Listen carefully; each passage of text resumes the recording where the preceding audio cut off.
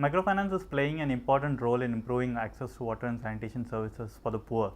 According to the WHO, over 2.5 billion people in the world lack access to improved sanitation services, and over 780 million people are still without access to improved drinking water sources.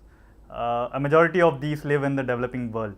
WASH or water sanitation and hygiene, as we call it, has traditionally been the domain of the state, wherein a state through a government department or a public utility company is responsible for providing water and sanitation services.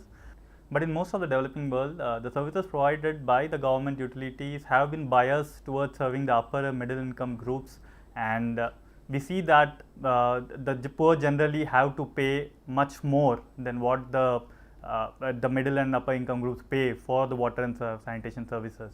In some of our research, we find that over 40 times the rate that is charged generally by the public utility companies is paid by the poor.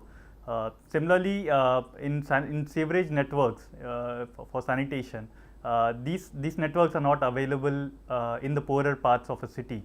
So the poor tend to dump their wastewater in nearby open drains or in the ground through poorly built toilets, and this in turn actually pollutes the groundwater. The diseases which due to poor sanitation hygiene are one of the most important reasons for high infant mortality and morbidity in the developing world. So if you see, ironically, the poor pay the most for poor water and sanitation services. Microsave research shows that lack of finance is one of the key bottlenecks for the poor to access better and improved wash facilities. The cost of getting a pipe connection from a utility company, it has been found in our research, is around $100 to $150. Similarly, a cost of building a toilet, which is up to the required hygiene standards, costs about $250 to $300 in most of the developing world. And this is generally out of the reach of the poor, and hence they keep the wash services as low priorities because they are not able to meet these upfront costs. Microfinance has the potential to meet this gap in a sustainable way by providing appropriately designed products to meet these specific needs. Wash services also provide an opportunity for the MFIs, since due to the large numbers that are available and the willingness to pay for these services by the poor. The other opportunity that WASH provides to MFIs is it deepens their engagement with their clients by offering need-based products. In this case, it is water and sanitation. Product development for WASH products differs from product development for a general MFI credit product. In this case, there is a lot of efforts which need to be put into for demand generation. So one of the first thing that an MFI needs to keep in mind is there is a specialized product marketing effort which is needed. The marketing efforts for WASH Finance has to go beyond mere communication of the product details and or explaining to the clients how the services are better. In this case, the demand generation depends on the awareness levels of the clients as regards the health benefits of having a pipe connection or a private toilet. In many communities, open defecation is preferred as it is found to be more convenient, or people are just used to open defecate. To change these entrenched behaviors, an effective marketing campaign needs to be developed. So the MFI has to develop either in-house marketing competencies or collaborate with a WASH NGO or a government program which is involved in increasing awareness of communities for delivering these marketing campaigns. Women need to be targeted for WASH services,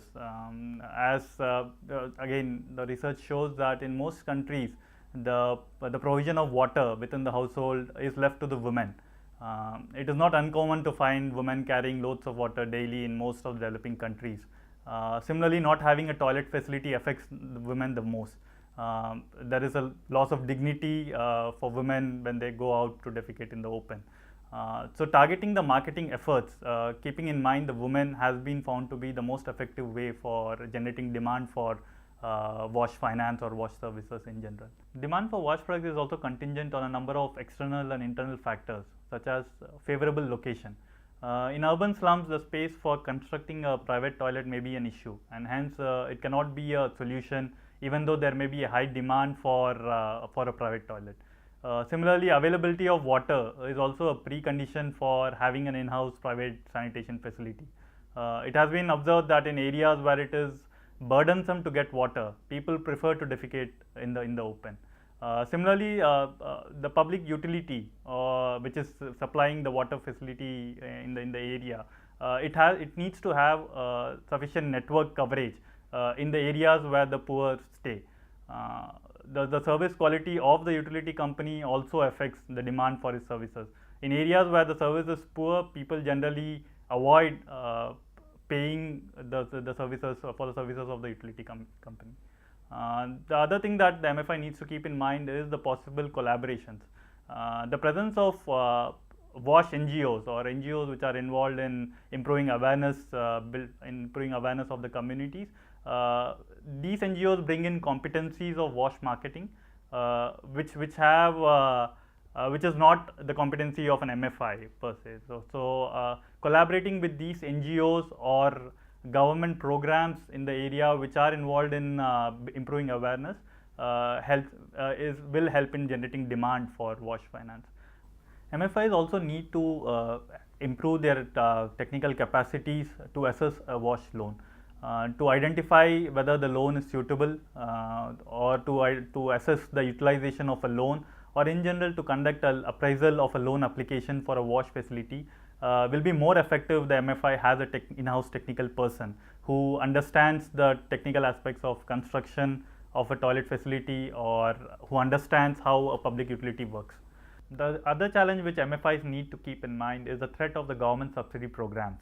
These subsidy programs can disrupt the demand for MFIs WASH products, and the impact of these programs needs to be understood before an MFI offers a particular WASH finance product in a particular area. If MFIs are able to overcome the stated challenges, WASH finance does provide an exciting avenue for MFIs to diversify the products by providing more need-based products for their clients.